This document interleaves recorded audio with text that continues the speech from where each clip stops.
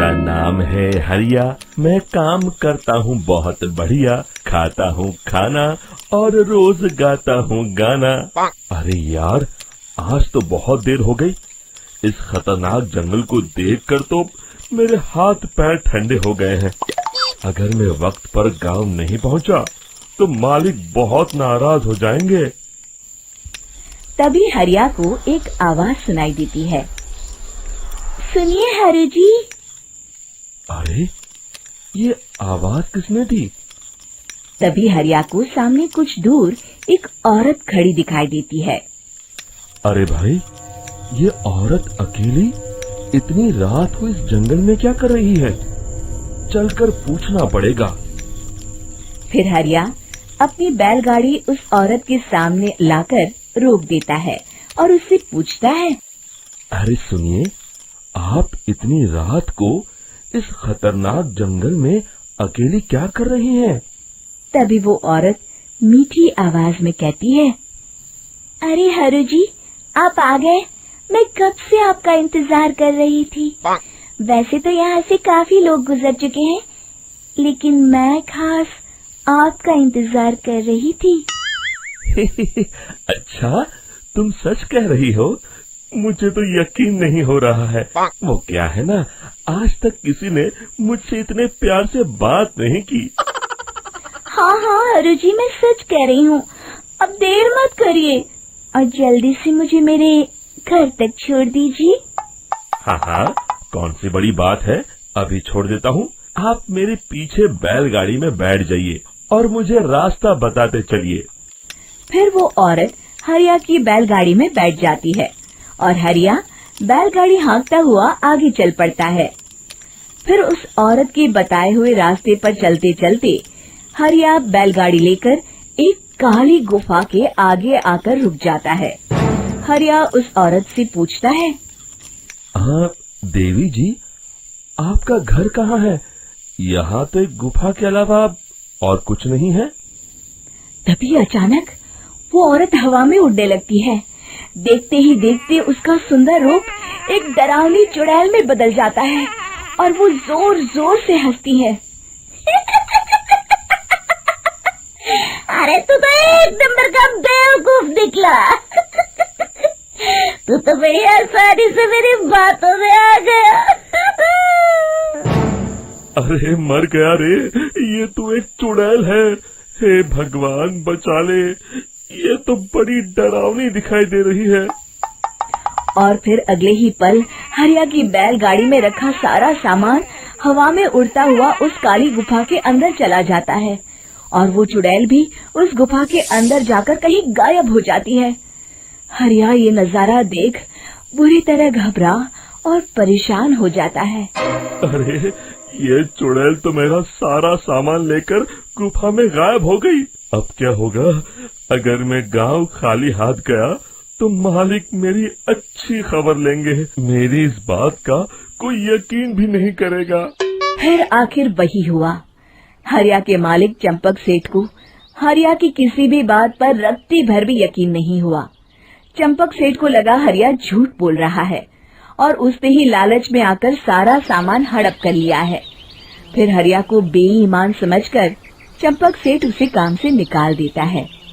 अगले दिन अपनी दुकान में परेशान बैठा चंपक सेठ गुस्से में बड़बड़ाता है। अरे, दुकान में तो सामान बिल्कुल भी नहीं है।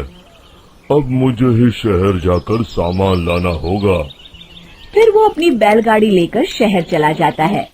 शहर से सामान लेकर जब चंपक सेठ वापस गांव लौट रहा होता है, तभी उसे एक आवाज सुनाई देती है। चंपक जी, ओ चंपक जी। अरे, ये तो कोई मेरा नाम लेकर मुझे पुकार रहा है। फिर उस रास्ते में वही औरत खड़ी दिखाई देती है। फिर क्या था, हरिया की तरह चंपक सेठ भी उस औरत के पास अपनी बैलगाड़ी लेकर जाता है और वो भी उसकी चिकनी चुपड़ी बातों के मुंह जाल में फंस जाता है। फिर चुड़ैल उसे भी अपनी गुफा तक ले जाती है और उसका सारा सामान लेकर गुफा में गायब हो जाती है। बेचारा चंपक सेठ लाचार होकर खाली हाथ गांव लौट आता है। फिर ये उस जंगल में रोज की बात हो जाती है। जो कोई भी शहर से कुछ लेकर गांव की तरफ लौटता, वो चुड़ैल उसे बेवकूफ बनाकर उसका सारा सामान लेकर गुफा में गायब हो जाती। एक दिन हरिया एक लकड़हारे को उसी जंगल की तरफ जाते हुए देखता है। फिर हरिया उसे रोकते हुए कहता है, अरे भाई, क्यों अपनी मौत को दावत दे रहे हो? मेरी बात मानो, आगे जंगल में मत जाओ, वहाँ एक बड़ी भयानक चुड़ैल रहती है। लकड़हारा हरिया की बातों को नजरअंदाज करते हुए कहता है, अरे भाई, मुझे पहले ही बहुत देर हो चुकी है, मुझे जाने दो भाई। शाम तक लकड़ियाँ काट कर शहर के बाजार में बेचना है। तुम अपनी ये कहानी किसी फुर्सत में बैठे इंसान को सुनाओ, मैं तो चला। इतना कहकर लकड़हारा वहाँ से आगे जंगल की तरफ चला जाता है। फिर अगले दिन गांव के मुखिया के घर के बाहर बहुत सारे लोग जमा हो जाते हैं।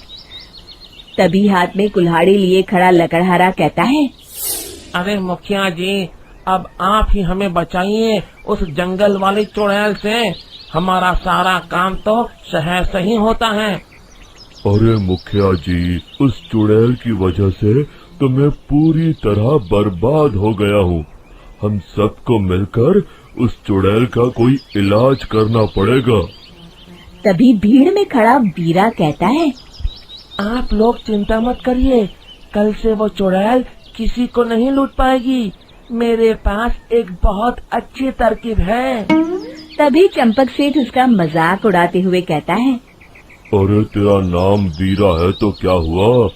तूने अभी उस चुड़ैल को देखा नहीं है? जाकर अपना काम कर, बड़ा आया।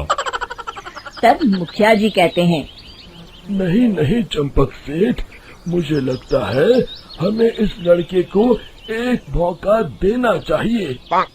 फिर सभी गांव वाले मुखिया जी की बातों से सहमत हो जाते हैं और वीरा शाम को एक बैलगाड़ी में कुछ सामान लादकर उस जंगल की ओर चल देता है। वीरा, ओ वीरा, कहाँ जा रहा है? तभी वीरा मुड़ के देखता है, वही चुड़ैल एक औरत के रूप में खड़ी है। अरे बहन जी, मैं आपको ही ढूंढ रहा था। देखिए, मैं आपके लिए क्या लाया हूँ। अरे वाह, तो खुद मेरे लिए इतना सामान लाया है। तू ही अकेला गांव में समझदार है। जरा देखो, मैं भी खोल के, बड़े भूख लगी है। जैसे ही चुड़ैल उस सामान पर से कपड़ा हटाती है, एक भगवान शिव की तेज रोशनी उसके अंदर मूर्ति से निकलती है और चुड़ैल अपने असली रूप में आकर जलने लगती है। अरे मैं जल रही हूँ, बचाओ, बचाओ, ओम नमः शिवाय, मर गई मैं। देखते ही देखते वो चुड़ैल राख के साथ उड़ जाती है और सभी गांव वाले भी वहां आ जाते हैं। शिक्षा बुराई पे सदा अच्छाई की ही जीत होती है।